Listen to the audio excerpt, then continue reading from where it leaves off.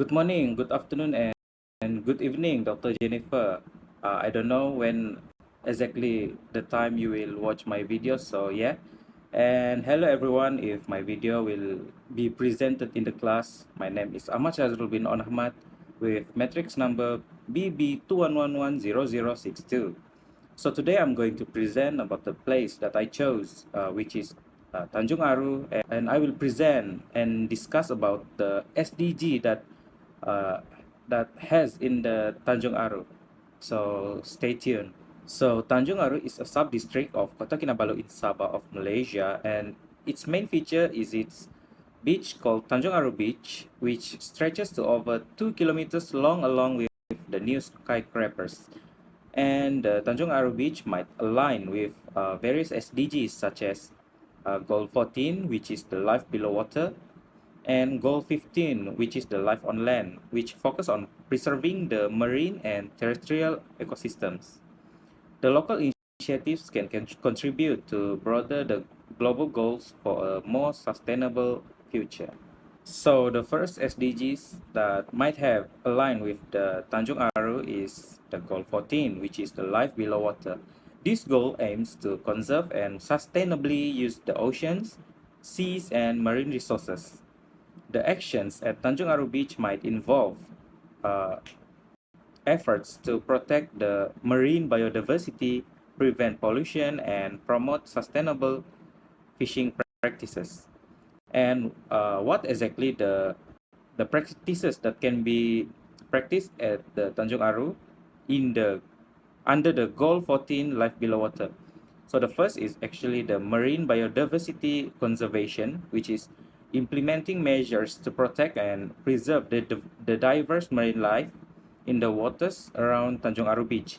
This could include to establishing the marine protected areas and in enforcing the fishing regulations, and also promoting responsible tourism practices to avoid damage to ecosystems. And the second practices is the pollution prevention. By addressing issues related to marine pollution by implementing waste and management strategies, these might involve the organizing beach cleanups, raising awareness about the impact of plastic waste, and working with the local communities and businesses to reduce single-use plastics. And the third is sustainable fishing practices. This can be done by encouraging and supporting the local fishermen and adopting sustainable fishing methods.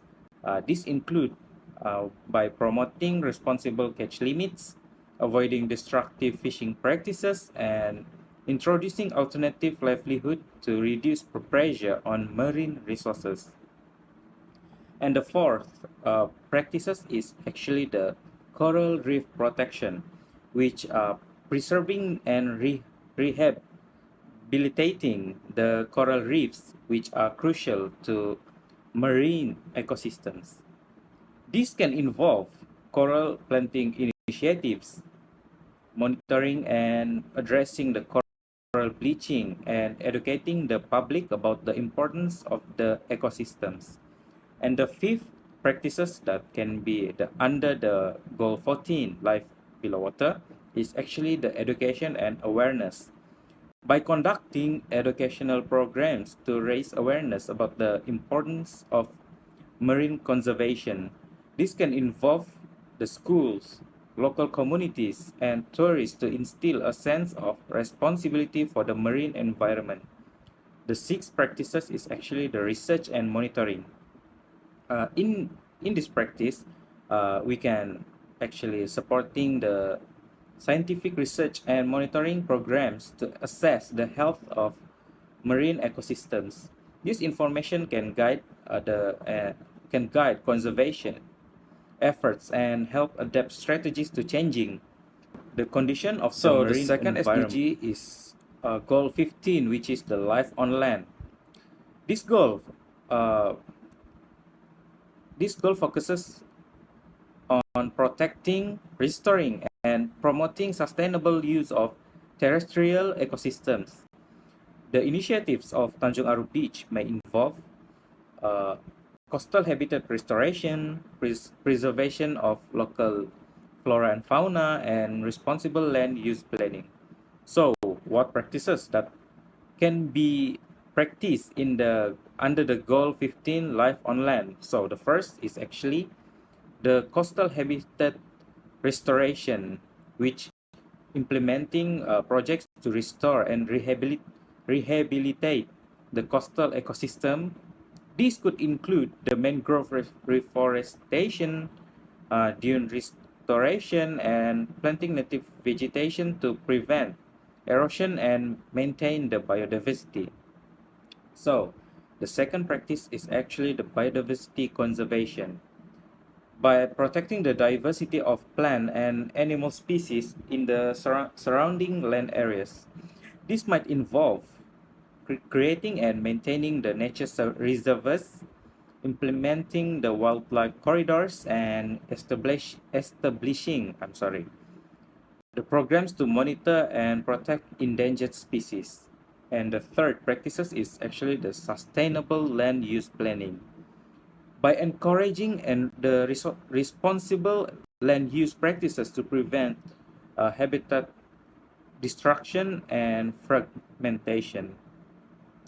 These involve promoting sustainable development, avoiding deforestation, and implementing the zoning regulations that balance conservation with human activities. And the fourth practices is actually the responsible tourism practices. By educating and promoting the sustainable tourism practices to minimize the impact of visitors on local ecosystem, this can include the guidelines for responsible behavior, eco-friendly infrastructure, and community involvement of tourism planning. And the fifth practices in the under the goal 15 is the waste management. This is by implementing the effective waste management system to prevent the land pollution. This involves organizing the cleanup activities, promoting recycling and composting, and educating the community and visitors about the responsible of waste disposal. And the sixth practices is actually the community engagement. By involving the local communities in conservation efforts and sustainable land management, where this could include the training programs, community-based conservation projects, and partnerships between the local residents and environmental organizations. And last but not least, in the under the goal 15 also about the climate resilience. By developing the strategies to enhance the resilience of terrestrial ecosystem to climate change. This might involve climate the planting the planting climate resilient vegetation, implementing water conservation measures, and adapting land management practices to changing the environmental conditions. SDGs in that can be aligned with Tanjung Aru beaches is actually the goal 12, which is the responsible consumption and production. This is the efforts to reduce waste, promote recycling, and encourage the sustainable tourism practices at Tanjung Aru Beach that can contribute to Goal 12, which aims to ensure the sustainable consumption and production patterns. By promoting the Goal 12, which is the responsible consumption and production at Tanjung Aru Beach, could involve the encouraging sustainable practices that minimize the environmental impact and support the well-being of local communities. So, what are the practices that can be practiced in under the goal 12, which is the responsible consumption and production? So the first is actually reducing single-use plastics. By implementing measures to reduce the consumption of single-use plastics, we can include that promoting the reusable alternatives, encouraging businesses to adopt plastic policies and organizing the campaigns to raise awareness about the impact of plastic pollution on marine life. The second practices is the uh, sustainable tourism practices by encouraging responsible tourism that minimize its ecological footprint. This involves promoting eco-friendly accommodations, providing information to tourists about respecting local environments, and supporting the businesses that prioritize sustainable practices. The third practice is actually the local and sustainable sourcing. So in this practice, we are we are encouraging businesses, particularly in the hospitality and food sectors, to source their products locally and sustainably. This can support local economies, reduce transportation-related emissions, and promote the use of environmentally friendly production methods. The fourth practices is actually the waste management and recycling. By establishing the effective waste management systems to handle both tourist and local waste responsibly. This includes by setting up the recycling facilities, organizing regular cleanup activities, and educating the community about proper waste disposal practices. So the fifth practices under the goal 12 is actually promoting the circular economy by encouraging a circular economy by approach by the promoting the reuse and recycling of materials. This involves the supporting initiatives that extend lifespan of products, reduce waste, and minimize the environmental impact of resource extraction. And the sixth practice is actually the consumer awareness programs. This is important by implementing education programs to inform both locals and tourists about the importance of responsible consumption. This can include the workshop, the signage, the campaigns highlighting the benefits of sustainable choices and the impact of individual actions. And last but not least, under the goal 12 also is collaboration with businesses. By partnering with local businesses to adopt sustainable practices can be involved by providing the incentives for environmentally friendly initiatives, recognizing and promoting the businesses with sustainable practices, and fostering a community businesses committed to responsible consumption and production. Let us move on to the fourth and last in my presentation, the goal 13, which is the climate action. This action taken at Tanjung Aru Beach to mitigate the impact of climate change, such as promoting renewable energy and enhancing the resilience to climate-related hazards, align with the Goal 13. By promoting the Goal 13, which is the climate action at Tanjung Aru Beach, involves the implementing measures to mitigate and adapt to climate change. So,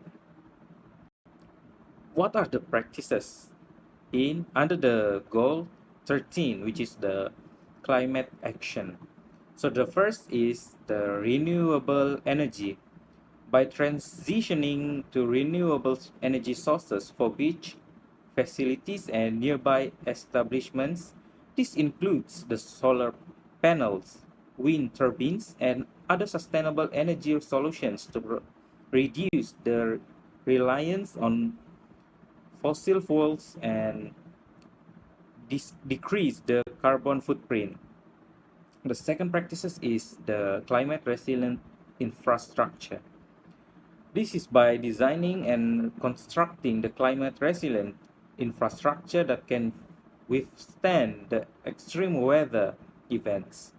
This may involve the elevated structures, natural barriers, and sustainable construction practices to mitigate the impact of rising sea levels and storms. So the third is actually the carbon footprint reduction. By implementing strategies to reduce the overall carbon footprint of the area, this can include promoting energy efficiency, encouraging the sustainable transportation options, and initiating the free planting programs to absorb the carbon dioxide. And number four is actually the adaptation strategies.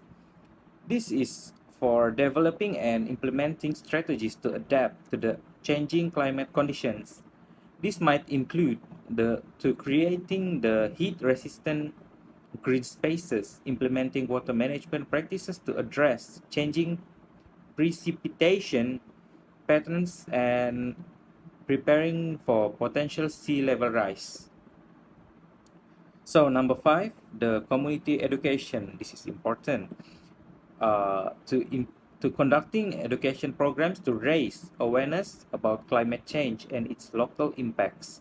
This involves by informing the community and visitors about sustainable practices, the importance of reducing carbon emissions, and actions individuals can take to contribute to climate resilience.